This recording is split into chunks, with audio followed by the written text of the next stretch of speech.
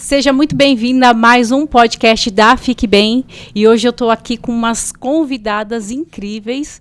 Daqui a pouco eu vou apresentar. Antes, eu quero dizer aqui o patrocinador oficial da Fique Bem Cast é o Fique Serenity, transformando a ansiedade em tranquilidade, nosso suplemento 100% natural. E nós temos também o Fique Bem Cursos, capacite-se para o sucesso, cursos que impulsionam a vida. Bom, eu estou aqui com a doutora Cassiana, ela é especialista do direito. Eu estou aqui com a doutora Georgia, ela é pediatra, advogada e musicista.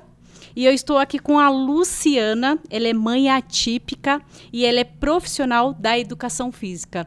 Sejam muito bem-vindas ao podcast. Vocês já estiveram aqui, né, no podcast. Sim. E a gente vai explorar aqui esse mundo, né, do autismo, que eu acho que cada vez mais está crescendo, ou a gente não tinha esse conhecimento, né, do número. Então, nós estamos aqui para compartilhar informações com profissionais, né, da área da saúde, advogada, mãe, para trazer aqui o mundo real. Né? Eu não faço ideia, eu sou uma curiosa e eu quero que você aproveite ao máximo. Se você tiver alguma dúvida, alguma pergunta, deixa aqui no comentário que elas vão, né, compartilhar aqui, tirar a dúvida de vocês, tá bom? Bom, eu tenho aqui algumas perguntas para fazer como leiga, tá? Eu estou me colocando no papel de uma leiga, não entendo do assunto, estou aqui para aprender também junto com vocês. Sobre o direito do autista na área da saúde. Doutora Georgia e doutora Cassiana, o que vocês têm a nos dizer sobre o direito, né, da mãe atípica envolvendo a parte da saúde? Quer começar a falar? Pode ser a doutora. Eu falo que o autismo ele acaba sendo um mundo novo para todos, né? Para todos. Eu que era da área jurídica, que agora estou na área da medicina, para as famílias, porque, como você disse, até pouco tempo atrás a gente não tinha tantos diagnósticos de autismo. Ainda não sabemos se temos esse aumento do número de diagnósticos, porque hoje sabemos fazer o diagnóstico ou porque se realmente os casos aumentaram. E no direito a gente sabe que quando algo na sociedade se transforma, o direito ele tem que acompanhar. E a medicina também. Né? E o direito é um pouquinho mais lento, né, Cassiana, para acompanhar essa evolução, esses casos novos. Então, nós nos vimos nessa última década, com um aumento do número de casos, um aumento de necessidades de terapias, que depois a Lu vai compartilhar bastante com a gente, de necessidades que não tínhamos antes. Então, uma família que tinha um convênio, o convênio começou a negar os tratamentos. Então, foi nesse momento que eu acredito que o direito começou a acordar também para essa nova realidade.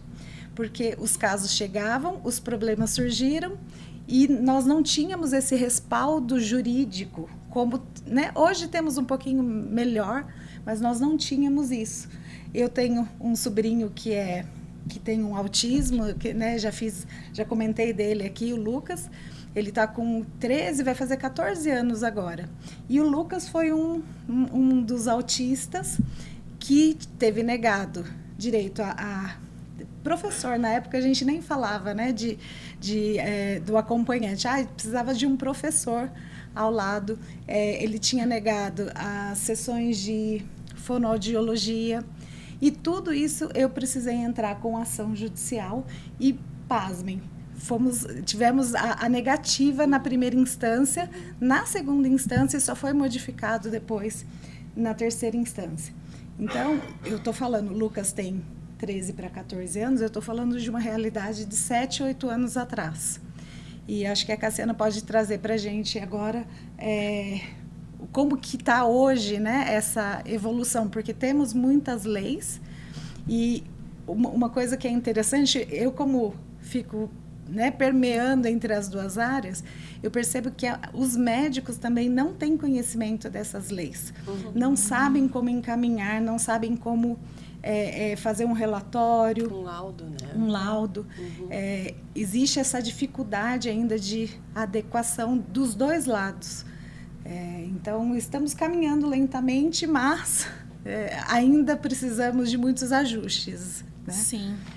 Mas atualmente eu fico muito feliz quando vejo essas decisões favoráveis, né? Uhum. Como a doutora Georgia disse, alguns anos atrás ainda tinha essa negativa em primeira instância, segunda instância, tinha que se recorrer muitas vezes para o STJ, Isso. né? Mas hoje os juízes de primeiro grau, eles já têm concedido, e quando algum não concede em segundo grau, aqui no caso de São Paulo, né? Por exemplo, o Tribunal de Justiça de São Paulo, ele tem acatado. Inclusive, antigamente nós tínhamos as dificuldades mesmo com a fonoaudiologia. Agora tem essas terapias novas, que depois provavelmente a Luciana, que está bem a par das terapias ABA, né? Exato. E outras terapias que são recentes, né? Mas a gente tem na justiça vencido essas barreiras, né? Porque a gente sabe que o convênio ele é muito atrelado àquilo que a Agência Nacional da Saúde diz, que é aquele famoso rol da ANS. Claro que ele existe para limitar algumas situações. Por exemplo, alguém precisa de uma cobertura para uma questão estética. Claro que isso não vai conseguir, mas nós estamos falando de algo que é muito essas terapias ABAs, que a Luciana provavelmente conhece mais e vai falar sobre, são muito importantes para o desenvolvimento da criança. Então, a gente tem que e o tribunal tem entendido dessa forma, não importa o interesse financeiro ou quanto o convênio vai gastar, porque o que interessa é o desenvolvimento da criança. E tem sido muito, muito favorável essas novas terapias, né? De música e outras que são excelentes. Então, o tribunal ele tem entendido que prevalece o interesse do menor, essa vantagem que ele vai ter na saúde, em detrimento dos interesses financeiros do convênio.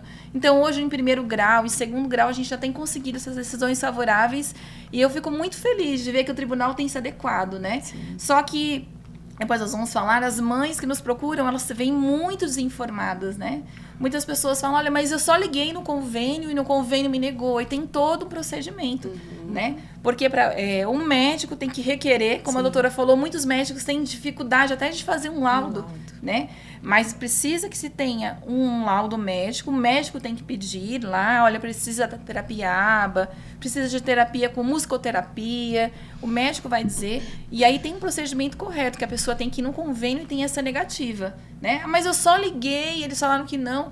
Uma mãe me procurou há 2 semanas dizendo, olha, eu gasto quase R$2.000, porque eu liguei no convênio e ele falou que não tinha, então eu não quis brigar por isso.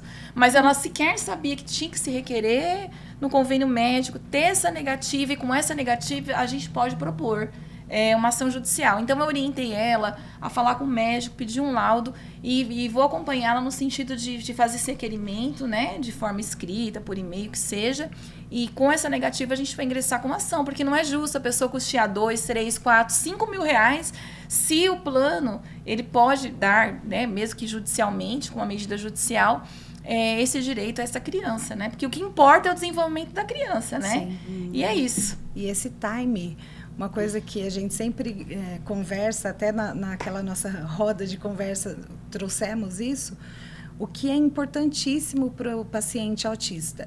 Primeiro é um diagnóstico precoce. Sim. Isso é fundamental. E isso, ele precisa ser feito pelo pediatra.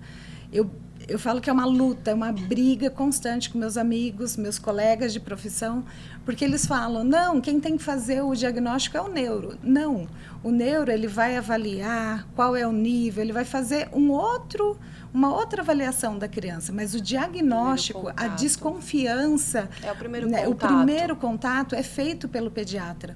E o pediatra já pode, nesse momento, fazer um laudo, porque não existe uma determinação dizendo que é o neurologista pediátrico que faça. Ou psiquiatra, Ou infantil. Isso. Então, eu percebi, e eu tenho, graças a Deus, eu não sei se é pela experiência com o Lucas, que eu tenho, meu sobrinho, que eu acabei estudando muito a parte do neurodesenvolvimento psicomotor, e eu tenho pacientes no consultório que com 3, 4 meses eu já consegui fazer o diagnóstico de autismo, e essa criança já começou as terapias. E hoje ela segue com uma equipe multidisciplinar, onde tem neuro, onde tem psicólogo, terapia, né, TO, fonoaudiólogo, e ela está alcançando todos os marcos que a gente esperava que ela alcançasse. Então, esse diagnóstico precoce e a entrada, o início das terapias precocemente, porque cada idade ela vai precisar de uma determinada ênfase em algumas terapias. Sim. Quando a criança está aprendendo a falar, na idade da fala, ela precisa de uma fonoaudióloga bem presente para a gente entender, é um atraso de fala ou não? Ou é um autista não verbal, que ainda não atingiu? Meu sobrinho ele foi não verbal até 12 anos de idade e, de repente, começou a falar. Então, ele perdeu esse time porque nós tivemos as negativas judiciais e fica muito caro você pagar, né, pelas terapias individualmente, é muito caro. Se você somar TO, psicologia, as atividades, né, o que ele fazia era TO 4 vezes na semana, a fono falava que ele precisava 4 vezes na semana.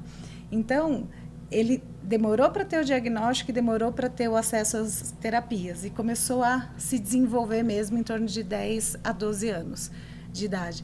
Então, como é importante esse laudo, esse diagnóstico, esse olhar mais refinado, poxa, a criança ela tem que estar rolando no próprio eixo em torno de 4 a 5 meses.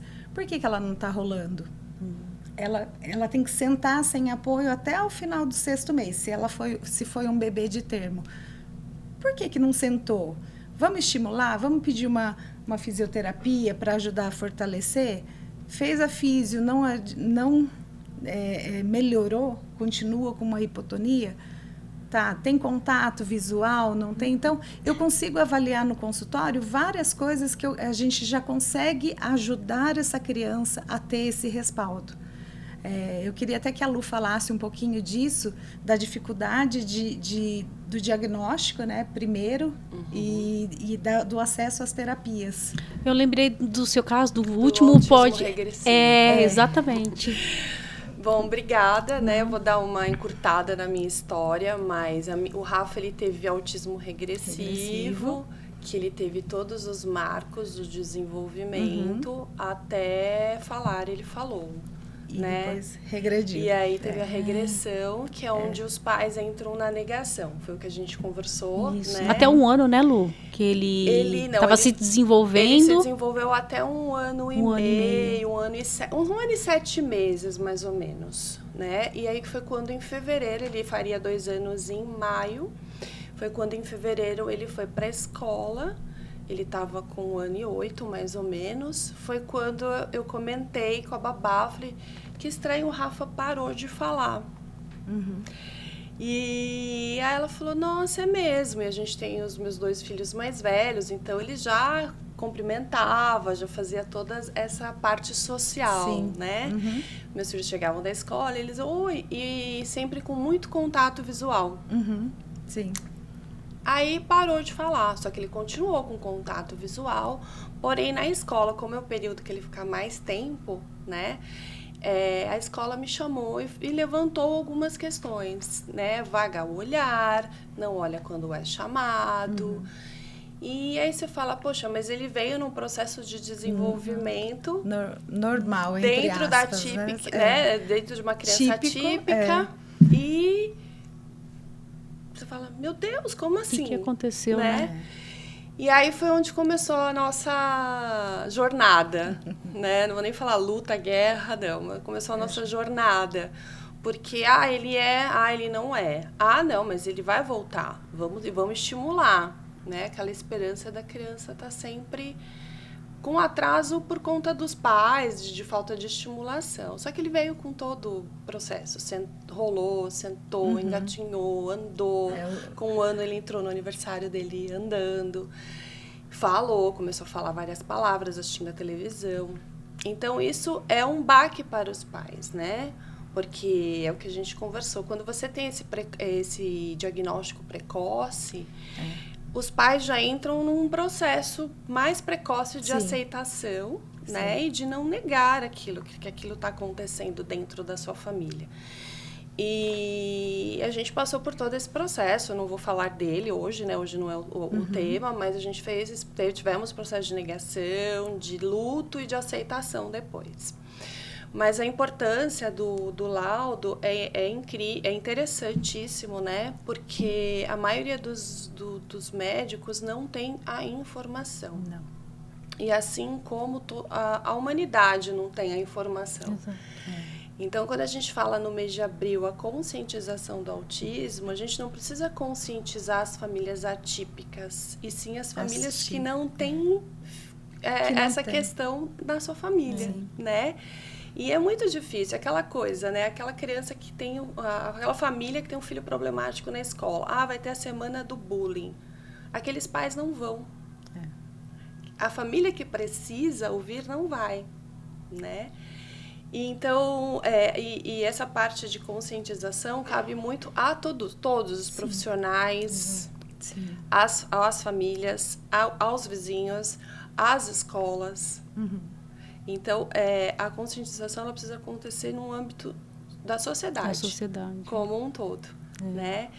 E falando do laudo, o Rafa, ele já abordei isso, ele tem um psiquiatra diferenciado, ele é especialista em análise do comportamento também, e ele descreveu um laudo detalhadamente do que o Rafa precisaria, do acesso à terapia ABA, da dificuldade, como ele é nível 3 de suporte, da dificuldade dele de locomoção, porque também isso é muito importante, estar laudado, né? Que nível que a criança tem de suporte. Ela aguenta ir até o consultório, até a clínica, ser atendida e ficar lá num ambiente diferente? Isso é muito importante, porque quando você entra com o pedido de cobertura de terapias no convênio, a gente tem que ter essa negativa para, infelizmente, depois entrar por esse outro caminho. Sim. Você precisa ter tudo descrito, porque o que a clínica o que o convênio vai te direcionar? Para uma clínica que seja credenciada no determinado convênio, né? Então, no caso do meu filho, ele não tem essa condição de transporte público ou de ir para um ambiente onde ele não conhece. E isso é importantíssimo também estar descrito no laudo, para ser enviado para o convênio. E aí começa outra briga, né? Outra luta. E realmente a gente desistiu no meio do caminho de acionar a nossa parte de convênios, e a gente faz essa outra, que é a de terapias em casa, né? Então, a gente tem a supervisão do caso, que é analista do comportamento, que precisa ser, não basta ser psicóloga, né? A gente tem as aplicadoras ABA, a gente tem a fono e a gente tem a TO. E um coordenador de equipe também. Tem a supervisão, o coordenador e o resto da equipe. Porque no tratamento todo mundo precisa falar a mesma língua, né? E também tem a acompanhante terapêutico na escola. Isso. E sobre as terapias, né? Eu já falei, quando a gente recebe o diagnóstico, a gente sai com uma faixa enorme, autismo.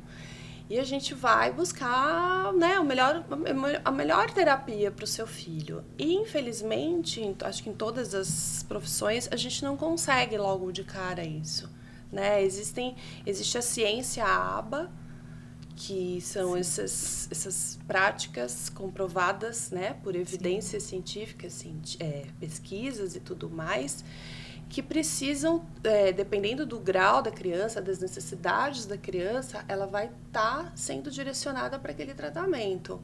Aqui nós somos 4 pessoas típicas, cada uma de uma maneira diferente. E assim é com as crianças autistas também. Então, tem um que precisa de uma estimulação maior motora, a educação física precisa, né, os educadores físicos, profissionais de educação física que estiverem assistindo, precisam se especializar, porque nas práticas de evidência a gente está em 7º lugar, né? Então, a gente precisa trabalhar, foi por onde eu comecei com o Rafa, né? Sim. Foi na parte da educação física. Então, a gente precisa estar vendo as necessidades da criança. E a ciência ABA, ela veio aí já ali entre a década de 1940, 30, por ali foi onde começou a surgir a análise do comportamento, né? E que é a ciência ABA. a maioria dos juízes, se tem alguma negativa, né, se ainda existe alguma negativa, e existe ainda, é por ter um laudo incompleto. Exatamente. É por não Exatamente. ter um laudo, como eu falei, descrito o que a criança realmente Todas precisa. as necessidades da criança. Ou que, por exemplo, coloque como terapia algo que não é comprovado cientificamente. Aí, no caso, a mãe tem que requerer para o médico, no caso, que está acompanhando? Aí ele vai Aonde ter a que- negativa e provavelmente teve a negativa do convênio. Aí a mãe vai permanecer com aquele laudo, né? A mãe procura uma advogada para orientação. E se a advogada não se atenta ao laudo, vai aquele laudo, né? E aí é onde é negado, o juiz pode negar. Porque tem alguns médicos que colocam algumas práticas que não são comprovadas para o autismo, né? E que nem ainda é comprovada para tudo. Então, assim, por exemplo... Quais seriam as documentações, Lu, no caso? pra... Você como mãe atípica, como que foi o seu começo? Até mesmo para a gente poder orientar quem está aí vivendo, né, essa realidade. Então, o primeiro ponto é o que a Ká já trouxe, que a Cassiana trouxe, é você pedir a cobertura das terapias junto ao convênio, por e-mail, porque você precisa ter a negativa ou a aprovação registrada. Não adianta pegar o telefone e ligar. Você tem que ter aquele registro.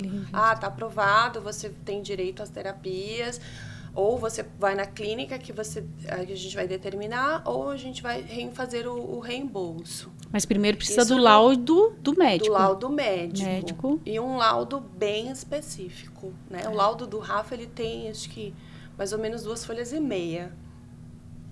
Eu acredito, né, depois a Cassiana pode complementar isso, que, por exemplo, quando a gente pega atendimento via SUS, onde os laudos são bem curtos. Né? O processo, ele...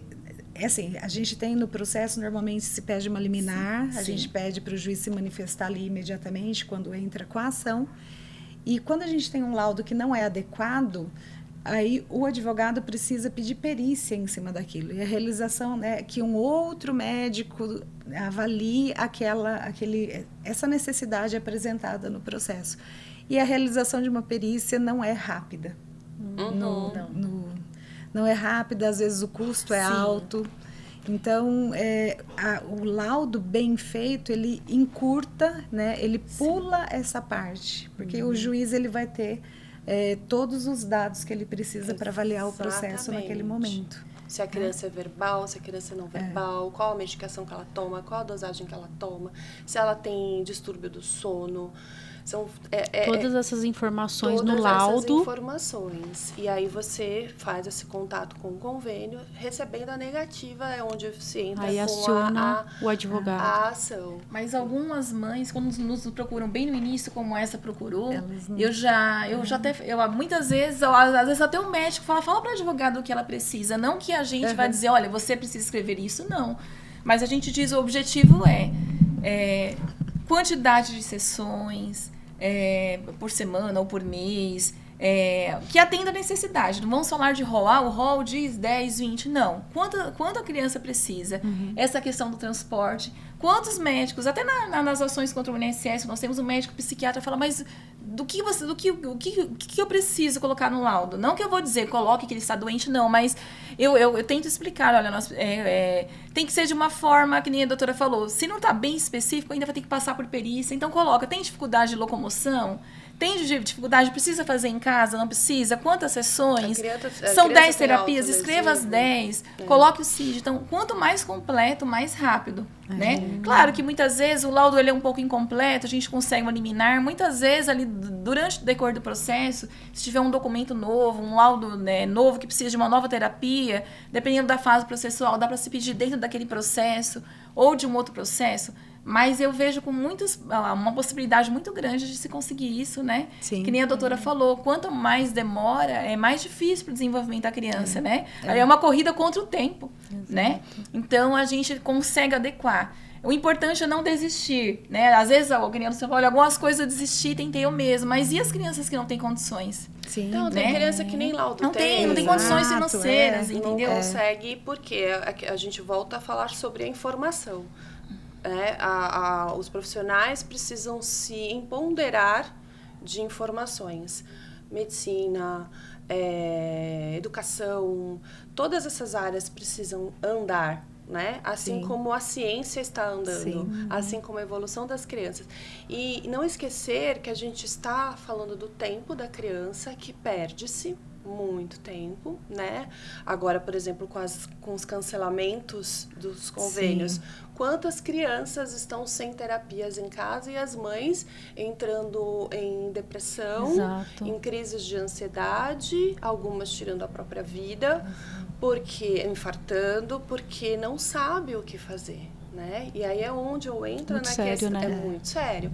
É onde eu entro na questão das famílias se empoderarem de conhecimento. Numa dessa, por exemplo, se meu filho tivesse sido suspenso o convênio, na dependência do convênio, eu não saberia o que fazer.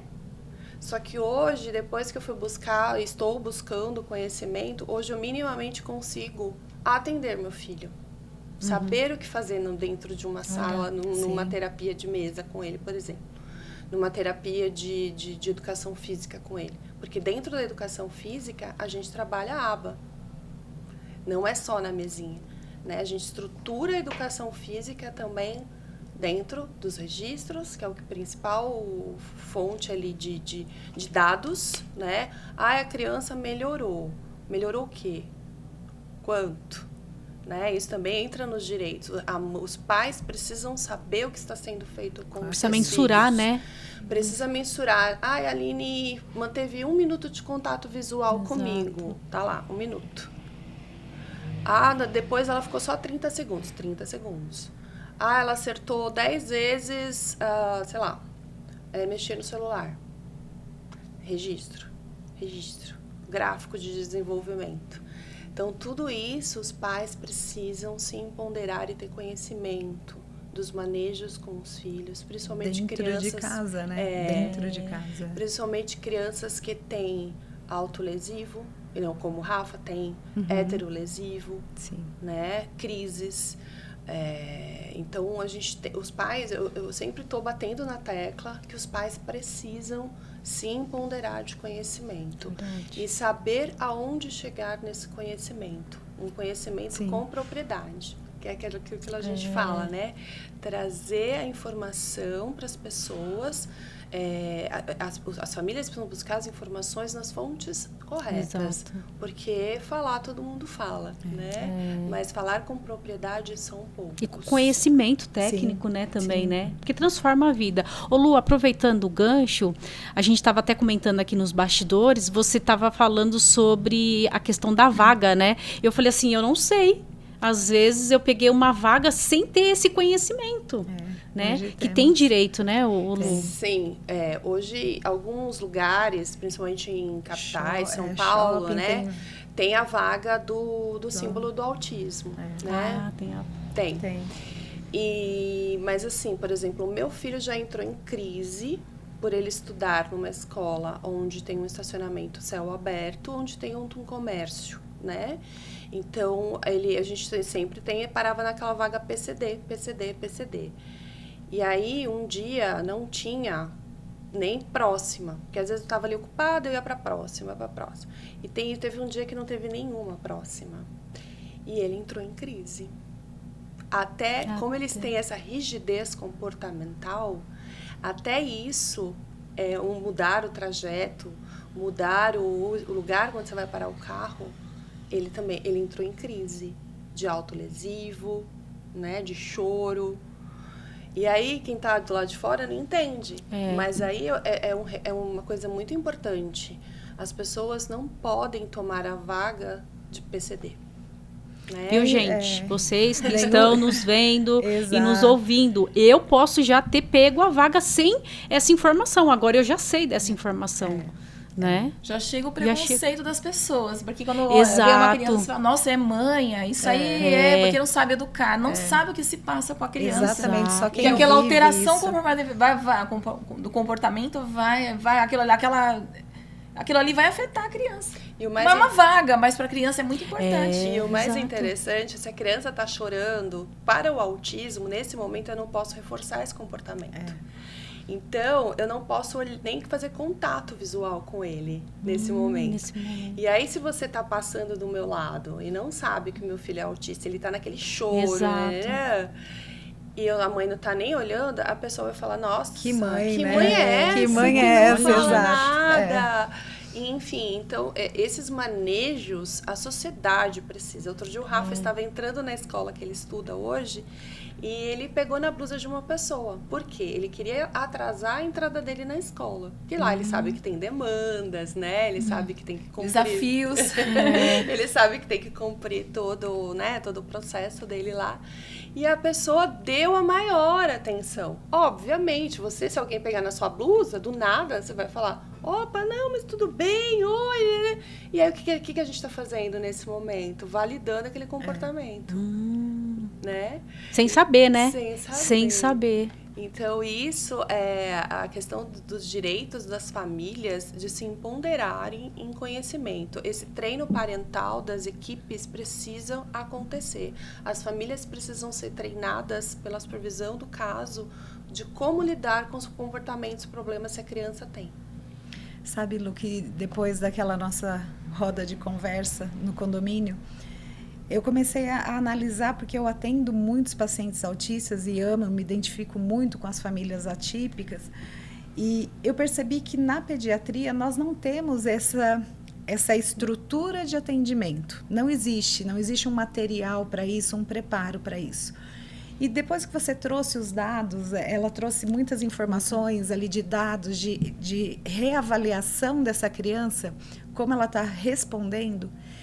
E o paciente atípico, ele acaba passando mais vezes no pediatra, porque sempre tem alguma coisinha, né, de pediatria mesmo, não da questão do autismo em si. E eu comecei a desenvolver o meu questionário, o meu controle, depois daquela nossa aula. Então, eu comecei a ver e aplicar o ABA, adaptando ali para... De uma forma mais natural, exato. né? E eu percebi que, por exemplo, eu tenho um paciente que ele tem uma rigidez comportamental muito grande. Então, ele não gosta de toque de forma alguma, até dos pais. Então, para examinar uma criança dessa, né, com Você essa precisa fazer rigidez, eu tenho... É um desafio. Exato, e eu não gosto que segure a criança para eu examinar. Nem pode. Nem o típico, nem o atípico, Nem pode. não. A criança, eu tenho que ter esse respeito pelo paciente, porque senão eu nunca mais, eu estou gerando um trauma na criança. E esse paciente em específico, ele não gostava de me deixar examinar a orelha. Ele chegou no consultório possivelmente por uma queixa de dor de ouvido, então eu precisava examinar. Como que eu, né, não vou tratar empiricamente, senão eu posso até prejudicar. E aí ele sentou na maca e eu mostrei. Toda vez que eu chegava nas outras consultas, escutar o coração, o pulmão, o abdômen, fazer a massagem, que eu brinco, né, quando eu examino o abdômen que eu estou fazendo a massagem, até ali eu já tinha um avanço grande. Mas toda vez que eu pegava a lanterna, ele só me deixava ver a orofaringe, né, a boca. Então, eu pegava a lanterna, ele imediatamente já abria a boca. O nariz, que eu tinha que pôr a mão, eu falei, então, se você não quer que eu coloque a mão no seu... E falando muito calmo, no seu nariz, você vai levantar a pontinha e eu vejo. Aí ele levantou. Mas a orelha era algo que não tinha negociação, não vinha. Inegociável. Porque ainda mais entrar um Sim, objeto... porque tem uma sensibilidade muito alta. Sim. E eu percebia que ele tinha essa irritação. Aí eu me lembrei, né, da nossa conversa. Eu falei, então vamos fazer o seguinte, todas as vezes que você vem aqui, eu sei que você não gosta, mas hoje o seu problema está aqui. Você segura a lanterna para mim, né, e encosta até onde não te incomoda. E ele colocou. A tia só vai ajustar para eu conseguir enxergar, porque lá dentro faz uma curva. Então eu explico tudo. Faz uma curva que eu tenho que ver lá dentro. E a mãe não acreditava, porque ele nunca deixou ninguém examinar a orelha dele, a não ser que fosse 5 pessoas segurando aquele estresse, aquele trauma horrível. E eu falei para a mãe depois, eu falei, olha, hoje nós conseguimos mais um pontinho. Como tem a evolução? Explicando antes, a gente consegue muita coisa com os pacientes. Você deu a previsibilidade. Exato. E fez uma aproximação, sim, né? Sim. O que a gente chama de HRE ou pairing. Então, você fez essa aproximação sucessiva sim. com ele. Você viu que legal? Interessante. A informação... uma informação de uma conversa. Exato. Eu falo que toda essa troca de informação é muito rica. E eu, assim, depois disso, eu tenho ficado muito pensativa sobre isso, porque nós, na pediatria, nós não temos um material de apoio para o atendimento de uma criança autista. Não existe. Existe, sim, estudos de diagnóstico, de marcos, né? Os 2 tipos, que é aquele que apresenta desde bebê, e como é o caso do Rafa, que foi o regressivo. Existem diagnósticos hoje de autistas adultos, sim. que temos muitos. Sim. Mas nós não temos ainda um material de apoio. Então, eu tenho desenvolvido o meu por atender muitas crianças na pediatria sobre isso, na pneumologia, porque muitos têm asma também.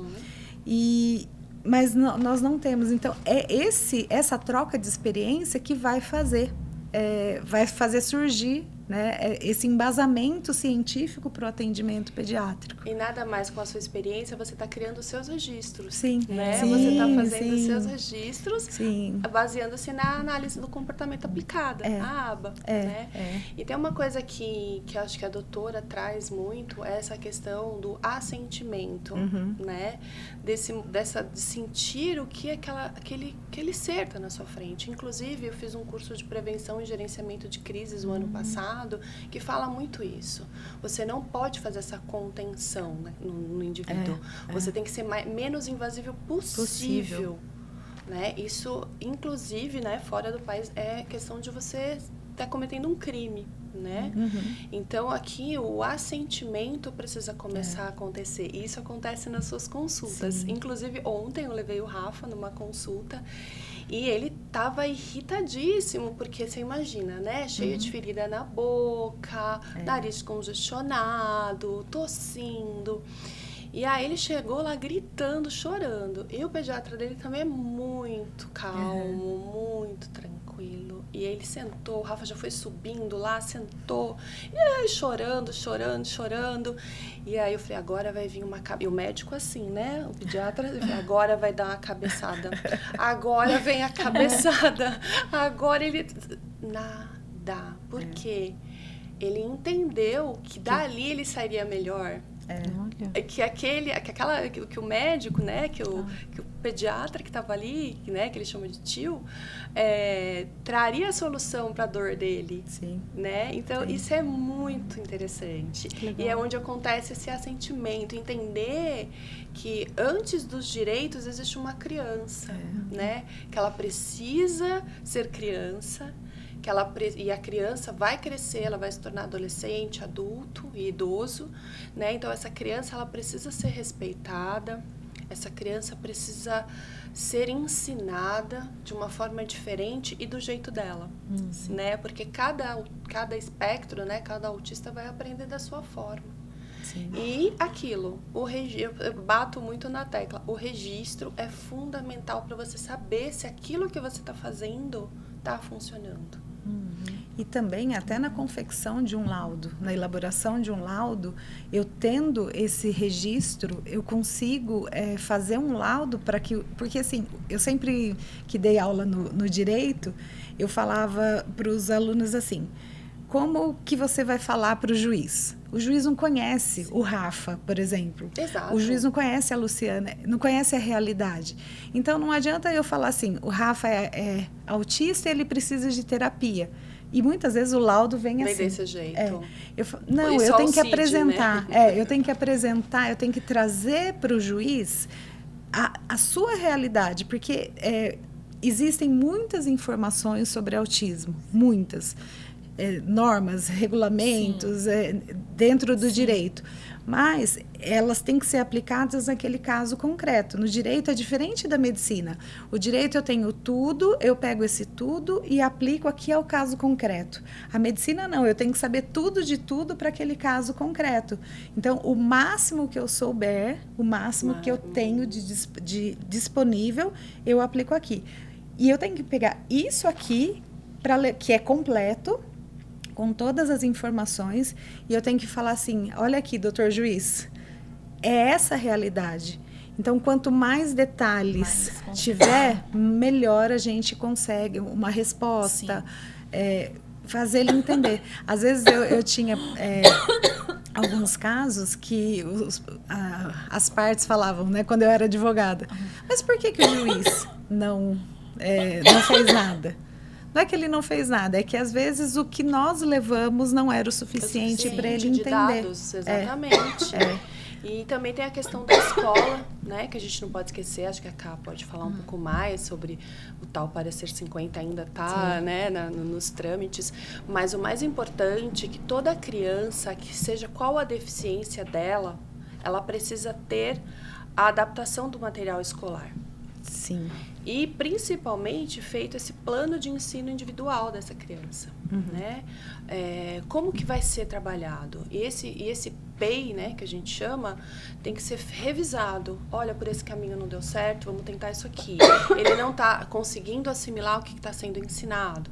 Então, esse olhar, e para todas as atividades, todas as aulas extras, né, sem ser da professora vigente de sala, também tem que ter na educação física, na aula de inglês, na aula de artes, na aula e de tudo, né? E, assim, falando das crianças, da educação, as escolas precisam também fazer esse papel de formiguinha, que é de conscientizar, não os pais, mas as crianças. Sim. Principalmente, né? Essa semana eu fui no parquinho com o Rafa, e ele tem um pacote completo, estereotipia motora, estereotipia vocal, ele tem muita agitação motora. E ele chegou já pegando na mão de uma menininha, ele faz essa socialização. Eu quero brincar de pega. A menina ficou olhando pra ele, daí ele começou já a correr, tal, não sei o quê. Daí ela virou pra mim e falou assim, tia, ele é maluco?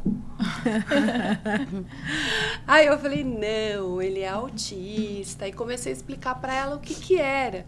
Então, eu tenho um emocional que tudo bem, mas tem mãe que poderia ficar extremamente abalada nesse momento, né? Então, eu acho que as escolas precisam conscientizar essas crianças de uma forma lúdica, que existem diferenças, não só no autismo, né, no vitiligo, uma deficiência visual, auditiva, um deficiente físico, né? Então, eu acho que as escolas precisam conscientizar dali, da base, né? Porque essas crianças que vão crescer, essas crianças que vão tá trazendo, levando para os seus pais, olha, pai, na minha sala tem uma criança diferente, mas ela é diferente porque isso, porque aquilo, de uma forma lúdica, né? De uma forma natural, né? Então, eu acho que de todos os direitos, porque a criança, o que mais tempo passa é na escola. Ela fica entre 4h30 e 5 horas na escola. Então, é ali que ela vai socializar, é ali que ela vai generalizar o que ela está aprendendo nas terapias, é ali que ela vai aprender a escrever seu nome ou não. Então, é muito importante que a educação também caminhe um pouco mais. Sim. E a gente recebe muitos pais com essa queixa. Eu já tive mãe que falou, olha, eu tirei da escola, porque a escola não atende às necessidades. Eu vejo o brasileiro muito com a tendência de desistir, eu digo no geral. Né? Os que têm condições, os que não têm. Que nem até a Lu falou, olha, eu preferi muitas vezes adequar, até fazendo especialização para ela mesmo dar. A Lu tem uma condição de financeira, ou até a questão do estudo, que ela já está fazendo até especialização nessa área.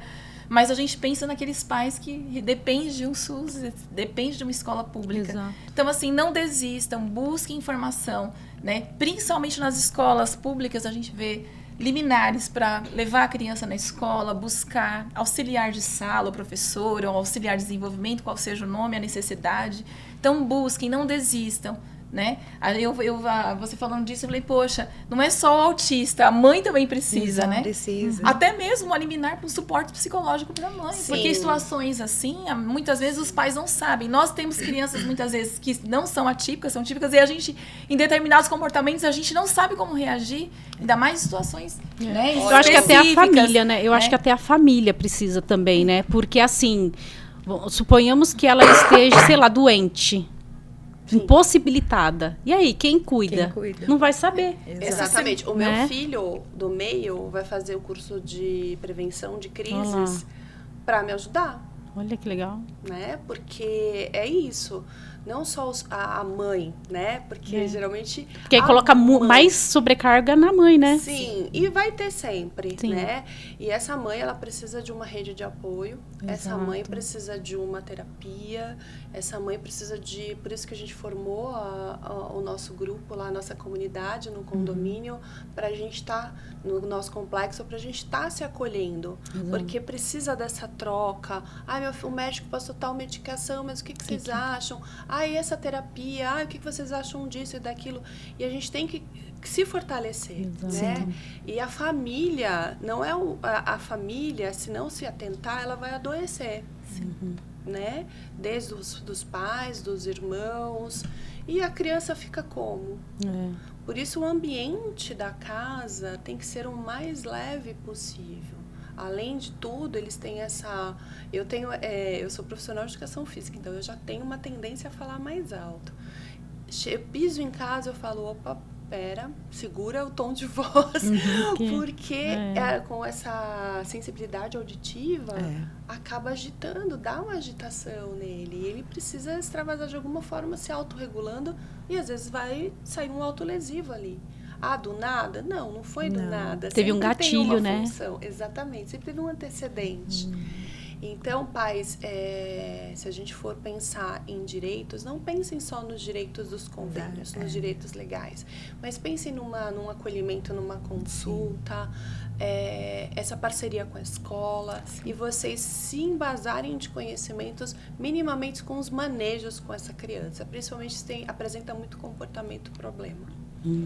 Você sabe, Lu, que eu atendo numa clínica em São Paulo, que é uma clínica que foi formada por uma mãe, foi iniciada por uma mãe atípica, porque ela tinha as necessidades que ela via, e São Paulo é muito difícil, tudo é muito longe, tudo é trânsito. Para uma criança atípica, isso é muito difícil, esse deslocamento. E ela me convidou para atender como pediatra lá, e eu tenho feito esses atendimentos, e assim, eu fico encantada, porque é uma clínica multidisciplinar com todo o suporte de terapia para as crianças. Ela é psicoterapeuta, e então tem essa parte, e do outro lado, né, então tem a secretária, ali a sala de espera, de um lado é para as crianças e do outro é para as mães. Então tem massagem, tem manicure, tem aula de yoga, tem aula de dança. Que delícia, então, enquanto né? a criança está fazendo a terapia, tem atendimento psicoterapêutico também para a mãe, para a família, não só para a mãe, para quem cuida dessa criança. Então, a gente vê um desenvolvimento dessas famílias depois que eles começam com isso, e ela tenta fazer de uma forma que não fique um custo muito alto para a família. Tem o atendimento pelo convênio, mas essa rede de apoio que acaba se formando, esse momento das mães, né? Porque é necessário, porque chega até uma exaustão diária. Então, assim, você vence é como matar um leão por dia. E tudo bem, quem tem filhos típicos também tem essa exaustão, mas o atípico, ele exige muito, e nem sempre a gente está num dia bom, porque a gente trabalha, a gente tem que gerir uma casa, tem 1000 outras coisas que precisam ser feitas. E ter essa rede de apoio, eu acho que é fundamental, né? E esse dia que a gente não vai estar bem, vai refletir no seu filho. Porque você vai estar mais cansada, você vai estar com menos paciência. Sim. Até isso vai refletir, porque né, ele está conectado diretamente com você o tempo todo. O tempo todo, né? E é muito importante, né? Por exemplo, lá em casa, falando de registro, a gente registra o sono. Se ele acordou que horas, dormiu que horas, demorou para dormir. O banho, a gente tem registro do banho, esvanecimento de ajuda. Estamos tirando ajuda. Vai. Para quê? Para ele se tornar independente, né? E hoje eu brinco, se eu encontro uma mãe típica, amiga, e fala, ai, nossa, eu tô tão cansada. Eu falei, não, você não sabe o que você tá falando, né? E hoje eu tô fazendo parte também, mais de um grupo de mães na Unifesp, em São Paulo. E toda semana tem um encontro, né, onde a gente troca algumas informações e eles trazem um tema. E a gente ali tá discutindo. E aí eu fico tão feliz de ver essas mães que estão se engajando, participando, as mães abrindo clínica, né? Tem um amigo nosso que ele fala, as clínicas vão funcionar verdadeiramente quando os pais tomarem a frente das clínicas. E funciona diferente, porque eu conheço várias clínicas, mas essa que eu trabalho, que é gerida por uma mãe que estava ali, sem rede de apoio. E ela falou, não, eu preciso fazer algo. E ela deu esse passo, porque ela sabe exatamente quais são as necessidades. Ela faz parte de grupos, né, de apoio, como a Lu faz. Então, você tem você traz o conhecimento técnico, mas também a vivência, né? A vivência, que prática. faz toda a diferença. É aquilo, né, Georgia? Eu posso falar na pele que, assim, a gente tá na 5ª equipe do Rafa. São 5 anos de diagnóstico e 5ª equipe, ou seja, uma média de uma equipe por ano. E por quê? Porque o pessoal não fazia esse arroz com feijão, não é? Sim. E aí é onde a gente vai cansando e você fala, não, pera lá, eu preciso entender minimamente o que está sendo feito, né? Vou dizer que é fácil? Não é.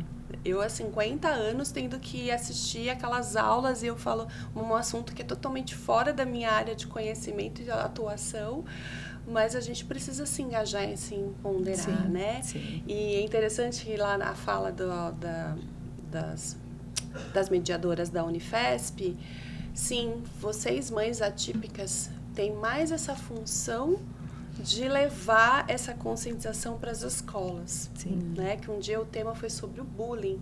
O que seria o bullying, quais são os sinais que a criança ou adolescente emite que está sofrendo bullying. E dali foi subdividido e a gente formou e cada uma levou uma proposta de como seria.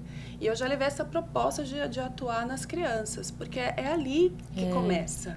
Por mais que você tenha uma família problema, o bullying ele vai estar acontecendo ali, porque vai ter um líder que o resto aplaude. É verdade. E aí como que a gente faz para mudar? Precisa conscientizar. Palestras, né, educativas nas escolas. Só que é aquilo, se a gente não trabalhar as crianças também, os pais que precisam ir, que é da família problema, não vão. Eu sei porque meus filhos mais velhos, a gente já estão formados, né? O mais velho terminando faculdade. Então, a gente já tem essa vivência de que aquela família que precisa ouvir a palestra não vai. E é isso, né? A gente arrastar essas pessoas. Pegar o laço assim.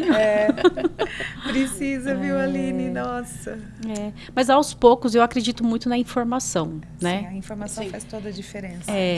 A informação, né? Eu acho que quanto mais, porque assim um começa a falar e as pessoas começam a se interessar. Porque aquilo, a pessoa ela não vai porque talvez assim não partiu ali o interesse dela, a curiosidade. Porque a pessoa, quando ela tem curiosidade, quando ela tem interesse, ela se esforça. Sim. Né? Que nem uma pessoa não tem o hábito de ler. A partir do momento que ela pega um livro, um tema, um assunto que ela goste, daqui a pouco ela vai desenvolver nela aquele, né?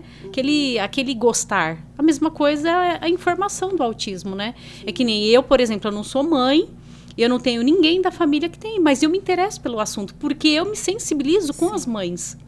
Né? E hoje é aquilo, né? No nível que estão vindo os laudos, hoje você não tem.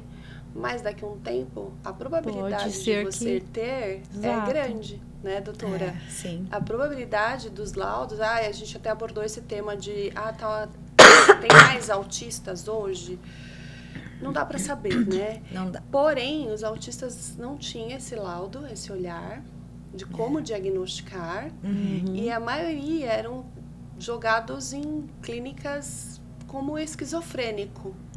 sem tratamento. E a tendência é o quê? Escalonar aqueles comportamentos socialmente não aceitáveis.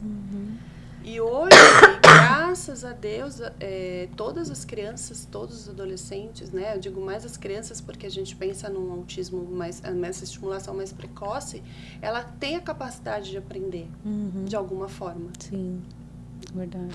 Ou então as famílias se escondiam em casa. Sim. A escola não vai ficar com a criança, porque isso acontecia antigamente, né? Então a mãe fazia o quê? Ensinava o filho em casa. E é interessante quando a gente fala, né, que escondiam em casa. Eu sou da década de 70, né? Era muito comum, né? A criança, tem mais um irmão, mas nunca vi seu irmão. Não, é que ele não sai de casa. Então, a gente não sabe até quanto a gente tem mais diagnóstico ou eles saem agora de casa, né? Exatamente. E é importantíssimo. Sim. O psiquiatra do Rafa fala, vai no mercado, leva. Vai na farmácia, leva. Vai no, sei lá, no shopping, leva. Vai em todos os lugares para ter essa estimulação, para ele saber generalizar. E se familiarizar também, né? Sim. Com os ambientes, diferente do que ele está ali inserido, né? O Rafa, ele sempre foi muito estimulado pela gente. A gente sempre saía, viajava. Tanto é que foi mais difícil fechar o diagnóstico dele por ter sido regressivo. Sim. E por ele não estranhar barulho, por ele não estranhar pessoas. Porque ele já estava inserido nesse ambiente. Nesse contexto Sim. de estar sempre em estimulação. Agora, falando em informação e falando também sobre direito, é interessante, se qualquer pessoa colocar lá até no Google, fazer uma pesquisa, direitos do autista, tem muitas ONGs que eles fazem esse trabalho dessa informação. Então, procurem, né? A gente está falando de mãe, é interessante, por exemplo, no direito, a gente mencionar. Você sabe que a justiça tem concedido liminares para que mães, elas tenham o direito de trabalhar numa carga horária menor, reduzida. Porém, e muitas só pessoas pra não cargo sabem. público, né? Sim, né? Sim, mas assim, pode ser que em questões particulares a gente também consiga, né? Mas o importante é buscar essa informação, sabe? Buscar, né? Buscar essa informação, não desistir, buscar, procurar, né? A gente falou de famílias que não têm condições financeiras de muitas vezes pagar um advogado particular ou um médico particular. Procura a defensoria pública. Exato, Procura a defensoria pública que vai dizer, olha, meu filho é autista, mas a escola, ele precisa de um professor auxiliar, de um auxiliar ali para que ajude ele, não, e a escola não fornece. Ele precisa ser levado por um transporte especial, ele não consigo levar ele andando 1 quilômetro, 2. Conta tudo isso para a defensoria, o defensor público vai digerir todas essas informações, vai dar as instruções para que se faça um laudo, como muitas vezes a gente faz, né? Alguns advogados particulares, muitas pessoas me procuram, olha, eu só preciso de informação. E a gente passa as informações, procure um laudo, faça dessa forma, né? E a gente vai, muitas vezes, até auxiliando. Mesmo que, às vezes, a pessoa nem consegue pagar os honorários, mas a gente passa as informações, não tem problema. Mas não deixe, porque tem esses direitos. São tantos direitos, né? Tem que procurar, não pode desistir. Não pode. Estamos chegando ao final aqui do podcast. Eu gostaria que cada um deixasse uma mensagem. Imagine que você tem acesso a um grupo de mães, um grupo de 5.000 mães. Que mensagem você deixaria nesse grupo, Lu? Para as mães atípicas, né? E até mesmo para a sociedade, vai. Uma mensagem para todos. Para as mães eu deixaria não deixar de ter seu autocuidado, da sua rede de apoio. Esse autocuidado, nem que seja você sentar meia hora no jardim da sua casa, na calçada, enfim, não importa. Mas que você tenha essa meia hora de autocuidado, ter essa rede de apoio, se empoderar informações fidedignas. E para a sociedade, a conscientização. Hoje, a gente não tem que pensar que só as famílias atípicas que têm que participar dos encontros, das palestras, dos workshops. Tem que todos estarem participando. E para a educação também, né? As profissionais de escola, diretores, coordenadores, professores, auxiliares precisam também ter esse conhecimento, porque o crescimento dos laudos vem sendo real isso. E você, doutora Cassiana? Como eu já até disse, muitas vezes aqui, não desistam dos seus direitos. Eu penso que todas as vezes que a gente desiste de um direito, é como se estivessem tapando a nossa boca. né? Você tem, não, vou ficar quietinho, como se estivessem colocando mesmo. Então, teve uma negativa do convênio, procure informação, procure saber como um médico, um advogado, para saber o que fazer naquela situação, como obter uma liminar. A escola não quer fornecer ao professor o que seja necessário, procure, não se cale, não deixe tapar a sua boca, né? Procure os seus direitos, procure essa informação, vá atrás, não desista. Nós temos uma tendência natural, né, de desistir, né?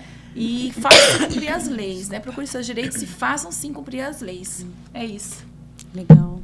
Doutora Geórgia. Eu acho que como pediatra, eu diria para os pais, para a sociedade em geral, procurarem um médico que esteja interessado no assunto. Acho que interessado e que estude a evolução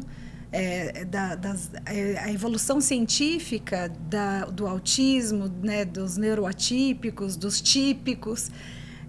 Procure sempre um profissional para chamar de seu, um profissional que vá estar ao seu lado, que você tenha acesso fácil, acesso rápido, que possa ajudar não só para fazer um laudo, mas que possa auxiliar a família no dia a dia, como gerir, começou com o nariz escorrendo, né? Coisas simples do dia a dia da criança que acontecem em todas as crianças, atípicas, típicas, no mundo todo.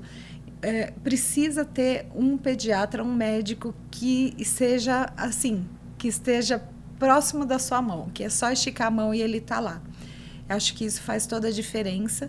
E sim, quando é uma criança atípica, que esteja assim, procure esse suporte médico de quem realmente tem interesse em ajudar, que não quer mais, não seja só mais uma consulta, só mais um paciente. Eu sempre falo, não, aquele paciente, ele é o mais importante para mim naquele momento. Então, essa é a minha dica, assim, procure alguém que esteja ao seu lado. Perfeito. Bom, eu quero agradecer a presença de todas vocês e eu vou deixar aqui o convite para vocês voltarem aqui, porque eu acho que tem muito mais, né, para falarmos a respeito e levarmos cada vez mais acesso à informação, porque aqui é um acesso à informação, né? Porque, assim, não terminou aqui a conversa. Começou aqui, né? Quando vai terminar, a gente não faz ideia. Porque tem muito assunto, tem muitas áreas ainda, né? Que dá para a gente explorar. Então, vou deixar aqui o meu convite para vocês. Agradecer mais uma vez a presença, né? Por vocês transbordarem aqui a experiência, a Lu como mãe atípica, doutora Cassiana, doutora Geórgia também. E eu agradeço também a sua presença, por você ter ficado aqui com a gente. Se você tiver alguma dúvida, deixa aqui nos comentários. E eu quero também convidá-los a conhecer o perfil, as redes sociais de cada uma delas, né? A Luciana Gonçalves, eu vou deixar aqui na descrição as redes sociais também, da doutora Cassiana, da doutora Geórgia também. Se você tiver alguma dúvida, precisar de alguma orientação profissional, né, tirar alguma dúvida, poxa, como que eu devo agir, o que eu devo fazer, pode contactá-las, né, nas redes sociais delas, né, e estamos aqui também à disposição de vocês, tá? E aí a gente se vê no próximo podcast. Tchau, tchau.